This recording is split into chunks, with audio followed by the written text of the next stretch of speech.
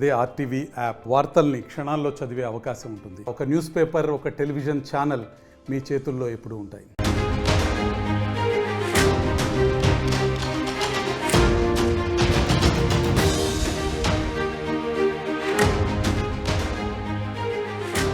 YCP నుంచి మరొక big shock తగిలింది. వైసీపీ నుంచి అవంతి శ్రీనివాస్ జంప్ అవుతున్నట్టు తెలిసింది. వైసీపీకి గుడ్ బై చెప్పే యోచనలో మాజీ మంత్రి అవంతి శ్రీనివాస్ ఉన్నారు. కొంతకాలంగా పార్టీ కార్యక్రమాలకు దూరంగా ఉంటారు అవంతి. గత ఎన్నికల్లో భీమిలి నుంచి పోటీ చేసి ఓడిపోయారు అవంతి శ్రీనివాస్. ఓటమి తర్వాత పెద్దగా బయటకు రాలేదు అవంతి శ్రీనివాస్. భవిష్యత్ రాజకీయంపై కార్యకర్తలు అనుచరులతో మంత్రాలు జరుపుతున్నట్టుగా తెలుస్తుంది. గత ఎన్నికల్లో భీమిలి నుంచి పోటీ చేసి ఓడిపోయారు అవంతి శ్రీనివాస్. ప్రస్తుతమైన వైసీపీకి గుడ్ బై చెప్పే యోచనలో ఉన్నట్టుగా తెలుస్తోంది. దీంతో వైసీపీకి మరొక షాక్ ఇవ్వబోతున్నారు కీలక నేత. గత కొంతకాలంగా పార్టీ కార్యక్రమాలకు దూరంగా ఉంటున్నారు అవంతి. గత ఎన్నికల్లో భీమిలి నుంచి పోటీ చేసి ఓడిపోయారు. ఓటమి తర్వాత పెద్దగా బయటకు రాలేదు. అయితే తాజాగా ఆయన భవిష్యత్ రాజకీయంపై కార్యకర్తలు అనుచరులతో మంత్రాలు జరుపుతున్నట్టు తెలుస్తుంది. బహుశా ఆయన తెలుగుదేశం పార్టీలోకి చేరబోతున్నారంటూ వార్తలు వస్తున్న నేపథ్యంలో అవంతి శ్రీనివాస్ ప్రస్తుతం వైసీపీకి గుడ్ బై చెప్పే యోచనలో ఉన్నట్టుగా తెలుస్తుంది. మా కరెస్పాండెంట్ వర్మ జాయిన్ అవుతున్నారు వైజాగ్ నుంచి. వర్మ, అవంతి శ్రీనివాస్ వైసీపీలో చాలా కీలకంగా ఉన్నటువంటి నేత. సో ఆయన ఇప్పుడు వైసీపీకి గుడ్ బై చెప్పబోతున్నట్టుగా తెలుస్తోంది. సో కొంతకాలంగా పార్టీ కార్యక్రమాలకు కూడా దూరంగా ఉంటున్నారు. మరి అవంతి శ్రీనివాస్ వైసీపీకి గుడ్ బై చెప్పినట్టేనా? ప్రధానంగా చూసుకోవచ్చు, 6 నెలలుగా ఇదే సస్పెన్స్ కొనసాగుతోంది.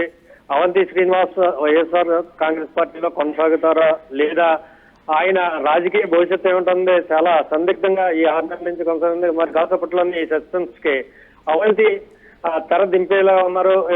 ఈ ఉదయం 9:30 ప్రాంతంలో ఆ ఇంటి దగ్గర ఒక ప్రెస్ మీట్ ఏర్పాటు చేశారు. ఈ నేపథ్యంలో ఆయన పార్టీ సభ్యత్వానికి ఆయన రిజైన్ చేసే అవకాశాలు కనిపిస్తా ఉన్నాయి. అయితే అవంతి అనుచరులు కానీ ఆ బంధువులు కానీ చెప్తున్న బట్టి కొన్నాళ్ళు అవంతి శ్రీనివాస్ రాజకీయాలకి దూరంగా ఉంటారని చెప్తున్నారు. కామన్ గా ఇలాగా ఒక బిగ్ షాట్ ఏదైనా పార్టీ నుంచి వెళ్ళిపోతున్నప్పుడు ఇదే మాటలు చెప్తూ ఉంటారు.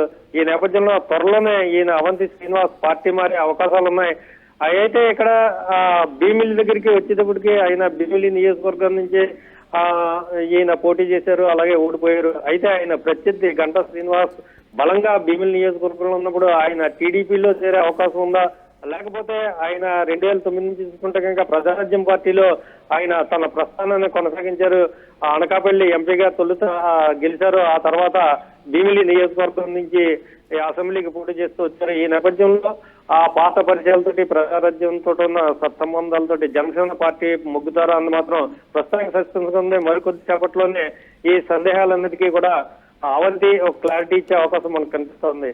రామదాస్ రైట్. అంటే మరి అవంతి శ్రీనివాస్ ఒకవేళ వైసీపీకి గుడ్ బై చెప్తే కనుక ఏ పార్టీలో చేరే అవకాశం ఉంది? టీడీపీ వైపు వెళ్తారంటూ కొంత ప్రచారం సాగుతుంది. అలాగే మళ్ళీ జనసేన వైపు కూడా వెళ్ళే అవకాశం ఉన్నట్టుగా వార్తలు వస్తున్నాయి.